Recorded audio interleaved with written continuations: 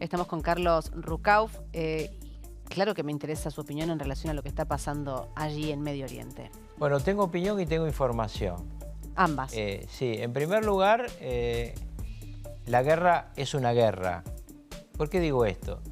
Porque en realidad Israel y sus vecinos vienen peleando desde que el Estado de Israel se construyó. En el 48. Claro, porque todos sus vecinos no lo han reconocido. Inclusive aquellos que funcionan casi como amigos. Digo Arabia Saudita, digo Jordania, ¿no?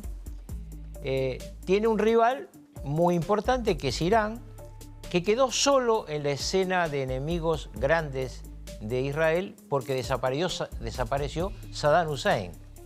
Irak era el otro gran enemigo, pero era sunita. Estos son chiitas. Entonces, tiene tres proxies Irán: Hezbollah, Hamas y los hutíes. Estos estuvieron peleando contra Israel todo este tiempo y de vez en cuando tenían un pequeño forcejeo entre las dos potencias. Ahora es una guerra que va a durar y una guerra donde uno trata de acabar con el otro. Realmente es una guerra. Están usando una estructura misilística que yo le pedí a un amigo que me hiciera la cuenta, todavía no la tengo, pero son muchas decenas de miles de millones de dólares lo que se están gastando en los misiles que han destruido. Hay misiles que cuestan 5 millones de dólares, misiles que cuestan 6 millones de dólares y los drones más chicos, depende, 400, 500 mil dólares. Cuando hablan de drones, no es la cosa con la que jugamos nosotros, son casi aviones, ¿no? Aviones no tripulados, con un radio de acción menor. ¿Qué está pasando en las últimas 24 horas? Irán está sacando sus cazas de alta generación y está sacando sus misiles intercontinentales. ¿Por qué estos misiles intercontinentales provocan daño en Israel? ¿Por qué están penetrando el sistema de defensa? Porque van a la estratosfera y caen. No entran en el sistema habitual del combate. Entonces, desde que entran de la estratosfera a la Tierra, tardan 8 segundos en impactar. Las alarmas antiaéreas funcionan, pero el sistema de defensa son mucho más complicados. Tiene 4 sistemas de defensa el propio Estado de Israel. Flecha 1, 2 y 3 y la famosa cúpula de hierro. Que es la más viejita y la que se ocupa de los temas menores. Las otras 3 flechas, los 3 se llaman Arrow, son realmente cosas muy importantes. El otro sistema de defensa son las bases norteamericanas. De las bases norteamericanas salen los aviones que interceptan. Desde los portaaviones norteamericanos salen, se llaman pulsadores. Son pulsos de energía electromagnética que derriban misiles o aviones. Llegan hasta 1 kilómetro de impacto desde cualquier portaaviones. ¿Qué está pasando en este momento en Washington? En este momento hay una discusión dentro del gobierno norteamericano, entre el Departamento de Estado, que dice: no nos metamos, sigamos defendiendo, pero no bombardeemos Irán, y desde el Pentágono, que dice: tiremos la bomba. Aclaro, cuando digo la bomba no es nuclear. No, está claro. Pero es una inmensa bomba que puede penetrar a la profundidad del sistema de preparación nuclear de Irán. Irán tiene enclavada en una montaña, zona montañosa. Fordow, Fordow, y tiene otra que no está enclavada en una montaña, pero igual está profunda. Con los bombardeos Israel rompe lo de arriba, no puede romper lo de abajo. Esta bomba es una bomba muy grande, muy pesada, con poco explosivo, que lo que tiene es que penetrar las 7 capas que hay de concreto y metal y la roca, y cuando llega abajo, explotar. Esto lo tiene solamente Estados Unidos y la República Popular China. Estados Unidos lo va a usar. Si lo usa, entra en la guerra. Y si entra en la guerra, está muy complicado el mundo, porque la pregunta siguiente es: ¿qué hace China? ¿Qué hace China? ¿Qué hace Rusia? ¿Qué hace Pakistán? Vos sabés que ese es un tema interesante, lo voy a aclarar. Porque hoy Vladimir Putin, sí, pero lo leía y digo, de verdad que es tremendo. Hoy escuchaba, bueno, Vladimir Putin se propuso como mediador. Porque naturalmente. Bueno, yo tengo trato con Benjamín Netanyahu, ni hablar con Irán. Bueno, nos sentamos y negociemos. Vamos a contar un instante esto. Rusia, en realidad, es mucho más amigo de Israel de lo que todo el mundo cree. Cuando la guerra civil en Siria, quien le garantizó a Israel que Hezbollah no llegaba a Israel desde Siria, fue Rusia. Se complica para Israel Siria cuando Rusia invade Ucrania y tiene que retirar sus tropas, porque ahí entra Hezbollah en lugar de ellos. Y el conflicto que me preocupa no es Rusia. Rusia no va a entrar en un conflicto contra Israel. Sí me preocupa China. ¿Por qué? Porque China en serio es una superpotencia. Yo siempre digo medio en broma que Rusia es hoy no una superpotencia, sino una estación de servicio con bombas nucleares. Pero quien manda ahí es China. Y China no puede permitir que caiga Irán. Puede permitir que caigan los ayatolás, con tal de que el gobierno que venga no sea pro-norteamericano o pro-israelí. ¿Por qué?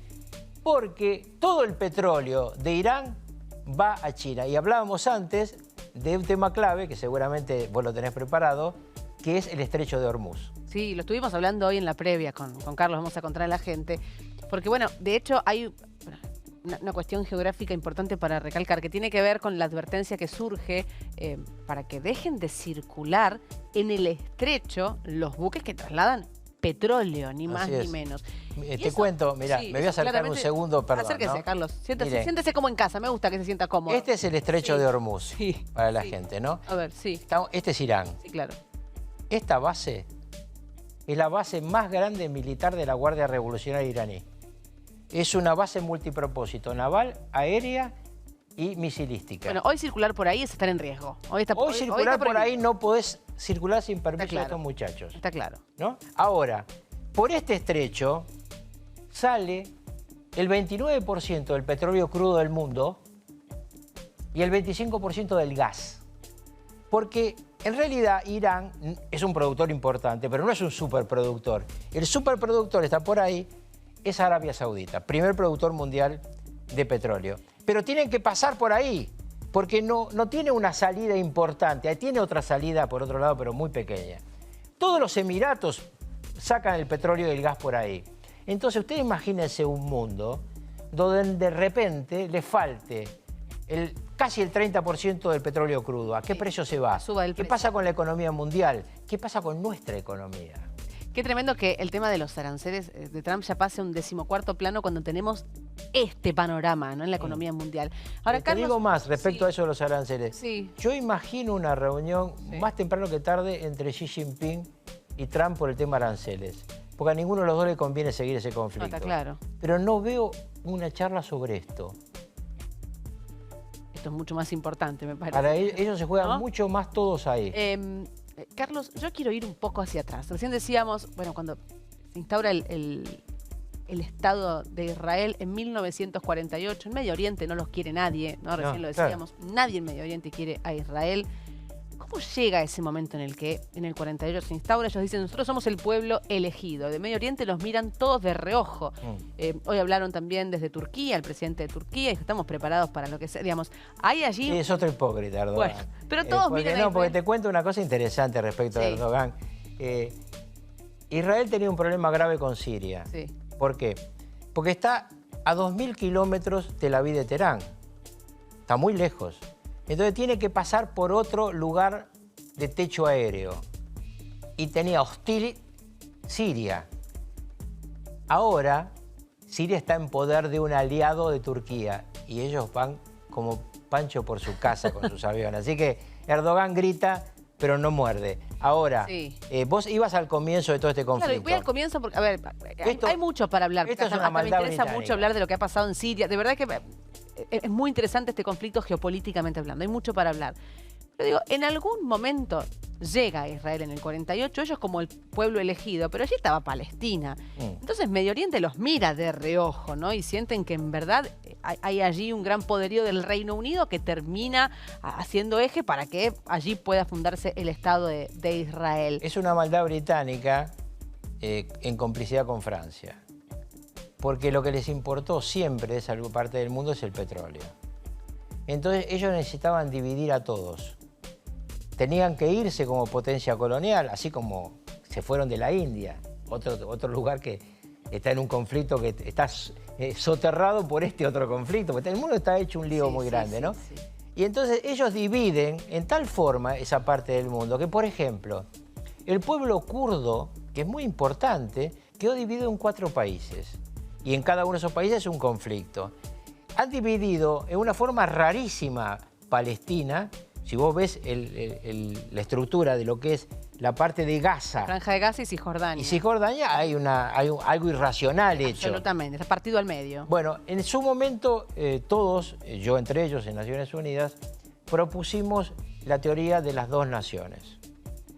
2 naciones que puedan convivir, donde haya un sistema de control entre ambas de las Naciones Unidas, para que ambos pueblos puedan vivir en normalidad.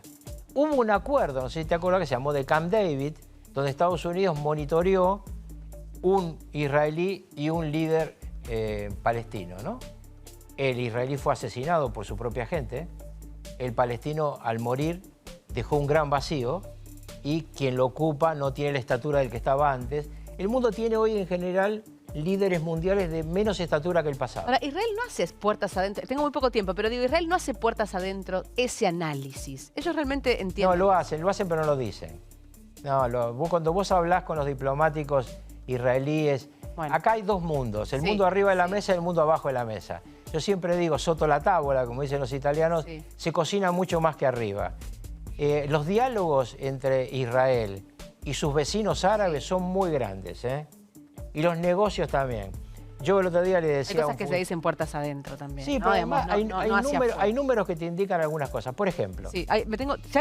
Termino. Breve porque me sacan. Me sacan un minuto. Tengo un minuto, Carlos. El principal aliado político de Estados Unidos es Israel. Sí. Israel, claro. Su segundo socio comercial, República Popular China.